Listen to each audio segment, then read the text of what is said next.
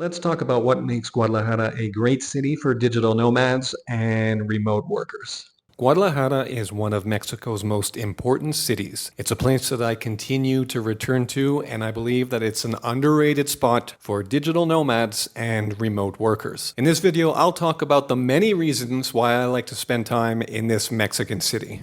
The very first reason is that there is an abundance of affordable and modern Airbnb apartments.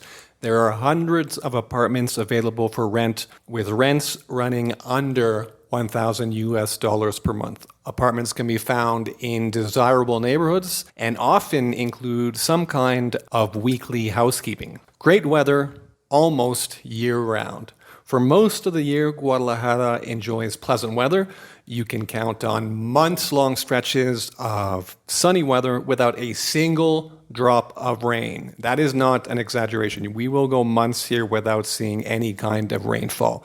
April and May, however, do tend to get very, very hot with highs in the mid-30s centigrade or the mid-90s Fahrenheit. Then in June comes relief as the rainy season arrives and temperatures cool down with nightly rainfall. Guadalajara is an easy city to get around. Walkability levels are very high in many parts of the city. There's always a tiendita, a supermarket, a restaurant, or a mall within walking distance. There's also a very useful bike share system here. It's on par with the European systems, and it features 360 stations dispersed around the city. An annual pass costs roughly 25 US dollars. Much of Guadalajara is flat and the streets are laid out in a grid, which makes getting around on a bicycle quite efficient. There are also a number of ciclovías or designated bike paths that crisscross the city, and like many cities in Latin America, the main roads in the city are closed to vehicular traffic and bicycles are able to roam freely every Sunday morning. There's also a light rail system here that can take you from the centers of Zapopan, Guadalajara, and Tlaquepaque quite efficiently. The system isn't perfect and it is often very crowded, but it is still useful. And finally, ride-hailing apps like Uber and Didi are available and affordable. If you want to leave town, the airport here is a very good mid-sized airport that was recently renovated. It's not too crowded, not too hectic, and there are direct flights to destinations in the US, Canada, and Latin America as well. Bus connections to other Mexican cities are also widely available. Mexico City, for example, can be reached by bus in 7 hours. Puerto Vallarta takes about 3 hours.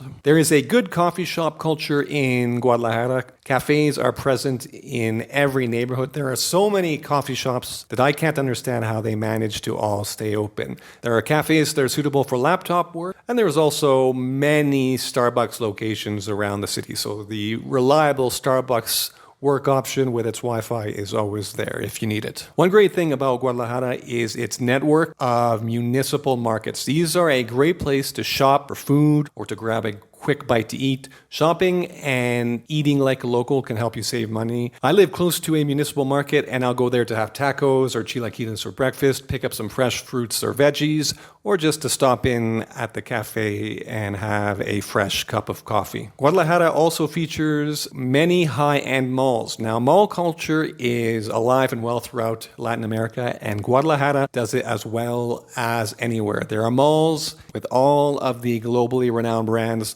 Andares in Zapopan is probably the most well-known mall in the Guadalajara region, but Midtown Jalisco is my personal favorite. Guadalajara does not have the highest English levels. For me, this is a positive because I enjoy learning and speaking Spanish, and I like being thrown into the deep end and having to muddle my way through it. When I go about my day-to-day routine, nobody even attempts to speak English to me, even if they know how to. I've taken some Spanish classes and watched the TV news daily to help improve my Spanish language skills. There are over 5 million people living in the metropolitan region. That means that there is always something to do in and around Guadalajara. Every weekend there are cultural events taking place. There are 2 soccer teams, and professional baseball is played here for 8 months of the year. The baseball games are a lot of fun with lots of music, cheerleaders, and a very high level of play. I've seen former Major League Baseball players play here. Now, there is no such thing as a perfect city. There are some downsides when it comes to Guadalajara. First of all, all, what you need to understand is that Guadalajara is a lifestyle city. It's not a touristic city. It's not a place that is super vibrant. For a city of over 5 million people, there isn't that dynamic energy that is present in other large cities of this size. It does take time to learn the city. There's not as much to see from the perspective of a tourist. This is something I've discussed with other nomads who get here. When they first get off the bus or get off the plane and spend a few days here, they wonder what they're doing here. But as the weeks and the months roll by, once you start to learn the city and find your rhythm and start to live a normal life in Guadalajara, it can be very, very satisfactory. Also worth mentioning that Guadalajara is not a beach town. Now, when many people think of traveling to Mexico, they think of beaches. The good news is that Puerto Vallarta is about 2.5, 3 hours away by bus and easily accessible. It's also worth mentioning that air conditioning is not common here. So when it gets hot in April and May, it gets really hot and you really need to make do with a good old-fashioned box fan on your balcony at night to stay cool. So if you like and need air conditioning,